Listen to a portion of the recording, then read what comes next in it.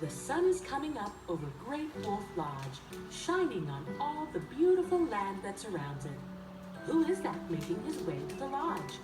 Why, it's Brinley Bear. Today, he said, I have so much to do. First, I think I'll go down the biggest water slide. Then, I think I'll defeat a dragon. I'm sure that I will have some ice cream and spend some time at the Cup Club.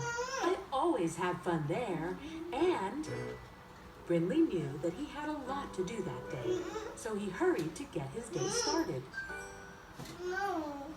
First, Brinley jumped from lily pad to lily pad at the Bigfoot Pass. He even hopped off a few times and splashed around in the cool water. Then he went to Fort Mackenzie and spent what felt like hours climbing through suspension bridges, swinging on the cargo nets, and sliding down the treetop slides. When Brinley made it out of Fort Mackenzie, he needed a break from all that climbing. Time to kick up my feet and relax, said Brinley, and he took off toward the lazy river. Brinley watched the water roll slowly by as he grabbed his inner tube.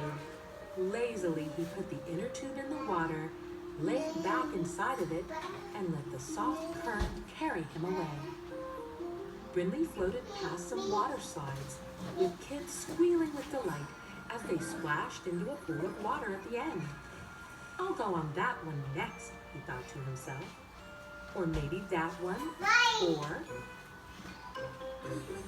As he was thinking of all that he had left to do, he felt his inner tube nudge the one in front, breaking his concentration.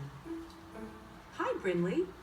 Brinley looked up to find Rachel Raccoon was sitting in the inner tube in front of his. Oh, hi, Rachel, he said. Sorry about the bump. That's okay, Rachel said. Have you had a fun day at the lodge? Had? Brinley asked, confused. Hadn't his day just started? He looked around and noticed the sun was going down. The day was almost over. There were still so many things at the water park that Brinley wanted to do. I had a great day, Rachel, Brinley said, but I'm having so much fun that I don't want it to end. There's just so much to do. I see it's getting darker, which means it's going to be bedtime soon. I don't think I'll be able to sleep tonight with all this excitement. Rachel saw that the afternoon was turning into night.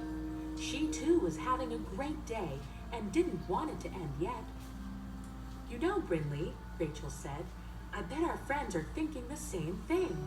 We don't want our fun day at Great Wolf Lodge to end, but it does look like it will be bedtime soon. I have an idea, Rachel said with excitement. What if we got all of our friends together and had a sleepover? That's a great idea, said Brinley, but I still don't think I'll be able to sleep thinking of all the fun I had today and all there is to do tomorrow. Rachel thought for a minute. I've got it. We can work together and try to think of ways to help each other fall asleep. Oh boy, said Brinley. This will be great. Let's go tell everyone to grab their sleeping bags and pajamas and meet us at the Great Clock Tower. Okay, said Rachel, and the two set out to find their friends and get their sleepover started.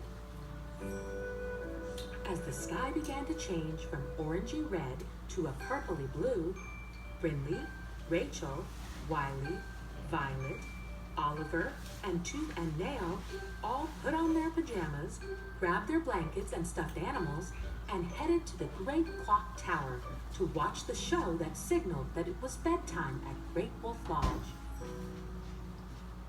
When the show was over, all the friends set up their sleeping bags and began to settle in for the night. They watched as the fire rose from tiny sparks in the fireplace to a ball of warm orange that spread over the logs. I don't know about you guys, Brinley said, but I'm so excited, I don't know how I'll get to sleep tonight. I did so much today, but there is still so much to do. I know how you feel, said Oliver. I spent so much time under the giant tipping bucket that I barely had any time on the water slides. Violet agreed. I was having such a lovely time soaking my paws in an ice cream bath that before I knew it, most of the day was gone, and I only rode 2 water slides, so tomorrow is going to be a big day of water slide fun for me. I can't wait. Wiley spoke up next. Well, we've got our comfy beds, we're in our pajamas, we have all the things that we need, but we're just not ready to sleep. So what else can we do? Something I like, Violet chimed in, is taking some big stretches. That would help get anyone ready for bedtime. I think that's a great idea, said Wiley. Why don't you show us how? So they all stood up and rhymed along with Violet. I'm in my pajamas and I'm all worn out. Fun with my friends is what I'm all about. I'll reach up high, I'll stretch down low, and after sleeping tonight, I'm gonna go, go, go. All of the excitement was wearing Brinley out. He felt a yawn creep up, and he sighed a heavy sigh. Brinley's eyelids fluttered for a moment, and he thought they suddenly felt very heavy. Well, Wiley said, these are all great ways to help us get to sleep. But there is just one more thing I like to try. And what's that? Brinley said through a small yawn. A bedtime story, Wiley said. I know just the story for tonight, if you would like me to tell it to you. All the friends agreed that a bedtime story would be great, and Wiley began to tell a story about all of the great things to do in the forest. As Brinley listened to Wiley tell the story, he took a long, deep yawn and let his heavy eyelids close. As Wiley continued the story, he watched as Brinley and his friends fell fast asleep, dreaming of the next day's adventures at Great Wolf Lodge. And as he turned the very last page, he ended his story with a howl, as all wolves do. We are glad you joined us tonight. We hope you too have a good night's sleep, so we can see you here again tomorrow. Oh, this me?